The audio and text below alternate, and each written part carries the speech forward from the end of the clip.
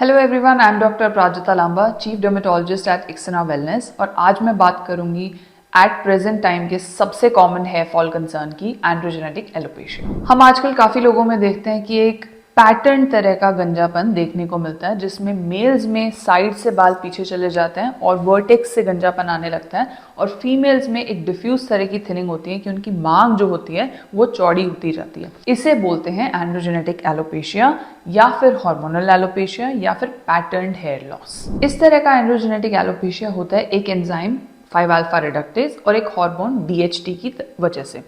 अब क्या होता है कि ये दोनों चीज़ें साथ में काम करके आपके बालों को धीरे धीरे पतला करने लगती हैं, उन्हें वहाँ से हटाने लगती हैं और गंजापन शो होने लगता है। मेल्स में ये हार्मोन नेचुरली पाया जाता है, लेकिन फीमेल्स जिन्हें हार्मोनल इम्बैलेंस जैसे कि PCOS जैसी कंडीशन हो, उनमें इस तरह का गंजापन ज़्यादा देखने को। अगर हम बात करें एंड्रोजेनेटिक एलोपेशिया की, तो कुछ एक सर्टेन केसेस सिनेरियोज होते हैं जहाँ पे ज़्यादा फ्रीक्वेंसी में मिलता है। जैसे कि अगर मेल्स में फैमिली हिस्ट्री हो कि आपके पापा साइड, दादा को, उनको अगर ये हेयर फॉल था तो आपको भी होने के चांसेस होंगे।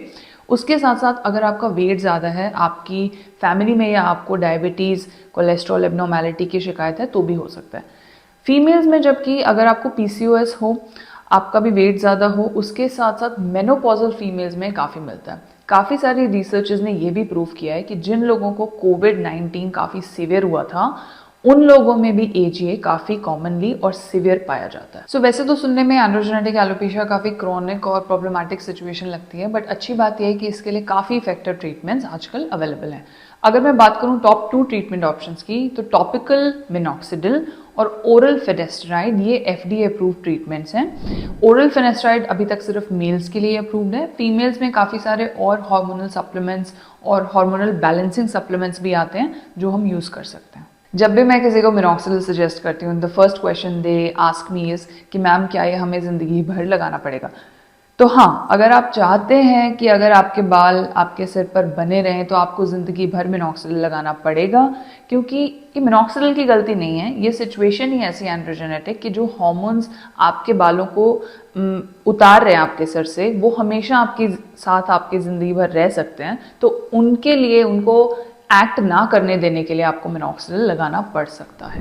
मिनॉक्सिडिल ओरली भी अवेलेबल है, जिसकी कंप्लायंस टॉपिकल मिनॉक्सिडिल से बेटर हो सकती है, क्योंकि जब आप टॉपिकल मिनॉक्सिडिल लगाते हैं तो एक तो वो थोड़ा स्टिकी रहता है, आपको इरिटेशन कॉज कर सकता है, काफ़ी लोगों में डैंड्रफ भी बढ़ा देता है, तो लोगों को इतना पसंद नहीं आता वो कॉमनली यूज़ करना। लेकिन ओरल मिनॉक्सिडिल, एक तो वो FDA अप्रूव नहीं है अब तक, दूसरा वो आपकी बॉडीली हेयर भी बढ़ा सकता है। तो फीमेल्स में तो मैं जनरली नहीं प्रेफर करती हूँ। मेल्स भी बहुत ही कम होते हैं जो अपने बॉडी हेयर की ग्रोथ को एक्सेप्ट करते हैं, तो it is an option but not a good one. अब जब भी हम बात करते हैं कि मिनॉक्सिडिल को लॉन्ग टर्म यूज़ करना पड़ेगा, तो लोग पूछते हैं कि क्या इसके कोई साइड इफ़ेक्ट्स हैं।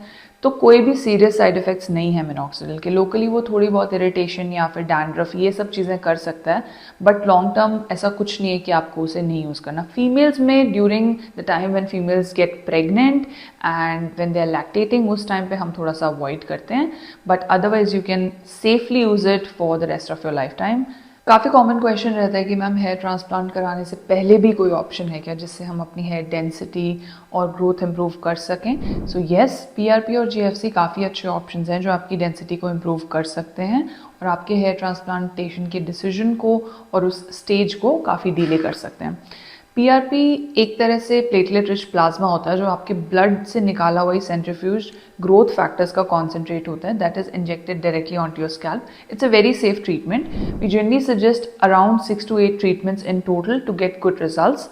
GFC इसका स्लाइटली एलीट वर्जन है, जिसमें कुछ एक ग्रोथ फैक्टर्स और एडेड होते हैं, that's more of a concentrated form and is very much less painful than PRP.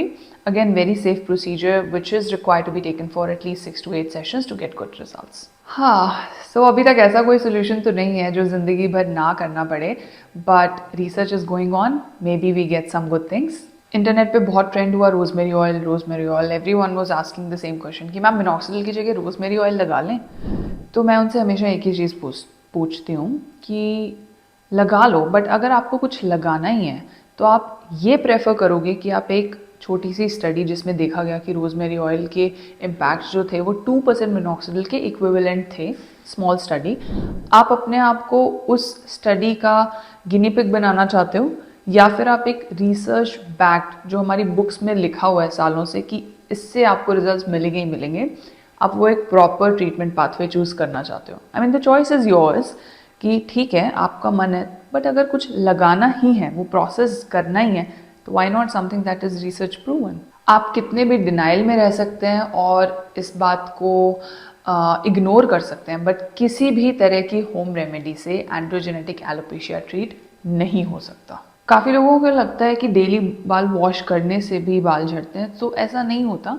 अगर आपके 100 बाल झड़ने हैं, आप हफ्ते में 1 बार धोते हो तो वो 100 एक साथ चले जाएंगे। अगर आप हफ्ते में 10 बार धोते हो तो 10-10 करके जाएंगे। So that really does not make a difference, but a 2% ketoconazole based shampoo has shown some proven efficacy and benefits in androgenetic alopecia.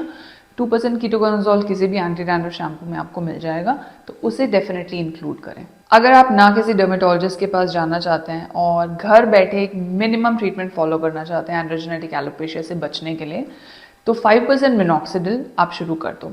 70% of the job will be done by this drug only. बाकी सारी चीज़ें later on देखते रहना, लेकिन कोई भी brand choose करके जिससे आपको कंफर्टेबली आप रोज लगा पाओ। मेरी preferred brands for females Mintop Eva और for males Mintop alcohol free रहता है। These are absolutely unsponsored recommendations just like my all others which are on my Instagram channel as well. सो अगर इसके अलावा भी कोई और क्वेश्चन रह गया हो एंड्रोजेनेटिक एलोपेशिया को लेकर, तो डेफिनेटली उसे ड्रॉप कर दे नीचे कमेंट सेक्शन में। Subscribe my YouTube channel and follow me on Instagram for more such authentic informative videos. Thank you so much.